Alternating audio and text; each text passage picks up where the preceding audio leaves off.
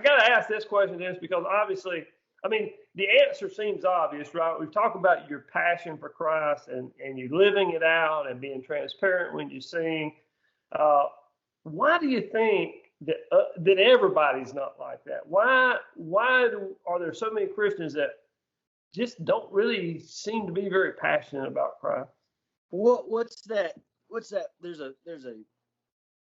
a portion in the Gospels that talks about, the one that owed the most of debt is the most thankful, Right. to have his debt paid.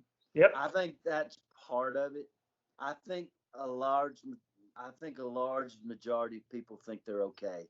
They look at their own life and they can manage everything okay, and they think they're all right, and they don't need Jesus. They function their business and they go to work and they do whatever they do, and they have very little relationship. They don't find a need to really have to dig in to get through life. They're just fine. They got toes in the sand at the beach. Everything's all right. It's I and partly I really have I talk about Jesus all the time. I mean, it's part if I don't care, I don't have a relationship in my life that somehow I don't end up talking about Jesus in some aspect. It just flows out of me. And the one thing that I have learned is going up to the mission, and you have a lot of broken people that don't have a place to live, and I thought this was so wonderful. This is a big message. Is they say, stop trying to quit. You can't do it. Pursue Christ. If every one of us, and if you are a believer, pursue Christ, your life will change, and your language will change. Your story will be evident, and you will tell people all the time about what you're learning, because it's wisdom and it's unbelievable knowledge that flows straight from heaven, man. This stuff is infectious. It's radical. I mean, I never wanted to be this guy.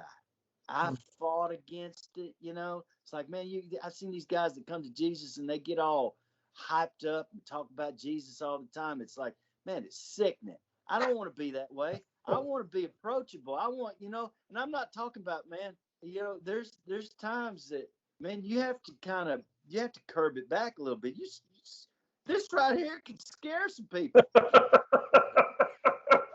I could do a disservice to Jesus by being this all the time. And you got to be careful about the platform, and you let all this out. It's all out right now. I mean, it's in full glow. But man, I tell you, brother, I just think it's normal.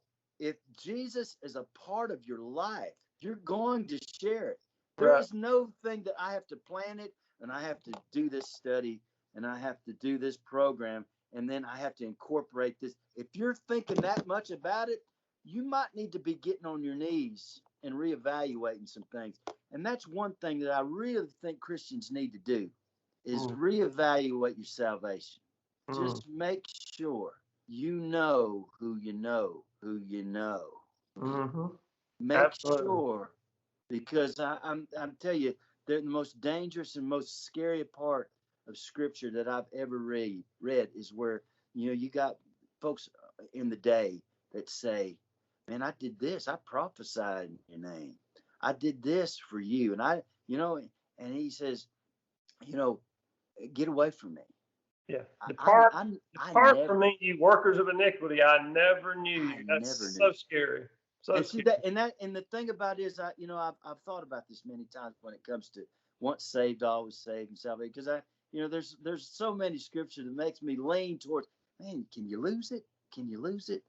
I don't think you can lose it. You can't lose it, but because what God did is eternal. He does the full work, and in that scripture, he doesn't say, well, I knew you back in January of 2020, but then you walked away. He doesn't say that. He says, I never knew you.